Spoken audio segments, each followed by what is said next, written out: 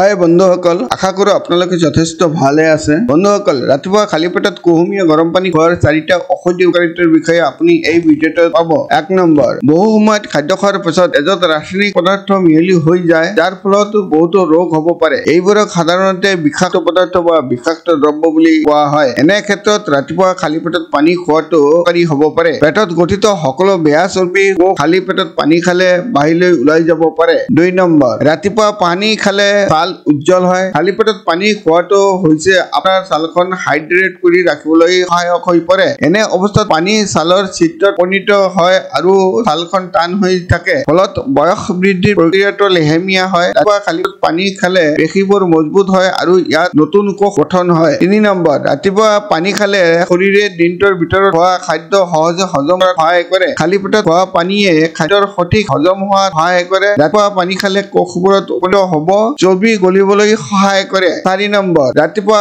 খালী পেটত পানী খালে তেজ পৰিষ্কাৰ হয় আৰু পেটৰ পৰা মলি আঁতৰাই পেলোৱা হয়। যকৃত পৰিষ্কাৰ কৰাটো অতি প্ৰয়োজনীয়, গতিকে ৰাতিপুৱা খালী পেটত পানী খোৱাটো গুৰুত্বপূৰ্ণ, যাতে ৰাতিটোৰ ভিতৰত পেটত গঢ় লৈ উঠা বিষাক্ত পদাৰ্থবোৰ আঁতৰাব পৰা যায়। সদায় মনত ৰাখিব, স্বাস্থ্য হৈছে পৰম ধন। আপোনাৰ দিনটো শুভ হওক। চোৱাৰ বাবে অশেষ ধন্যবাদ।